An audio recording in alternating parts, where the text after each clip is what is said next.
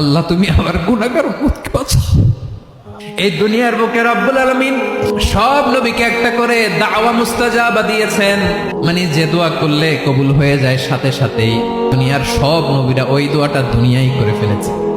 বিশ্বনবী বলবেন, আল্লাহ ওই স্পেশাল দোয়াটা দুনিয়াতে করি নাই, আজকে আমি তোমার দরবারে দাঁড়িয়ে কিয়ামতের দিন ওই দোয়াটা করছি। আল্লাহ আমার যে উম্মতের হৃদয়ে যাররা পরিমাণ ঈমান আছে, আমার একটা উম্মতকেও তুমি জাহান্নামে ঢুকাতে পারবা না।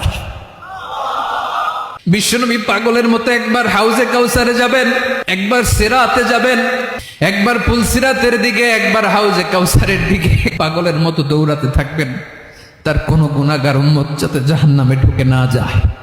উম্মতি বিশ্বনবী আমার জন্য কাঁদবেন, আপনার জন্য কাঁদবেন, আমাদের জন্য সেদিন কেঁদে কেঁদে জাহান্নামের দরজায় দাঁড়িয়ে আমাদেরকে টেনে টেনে জান্নাতে ঢুকাবেন।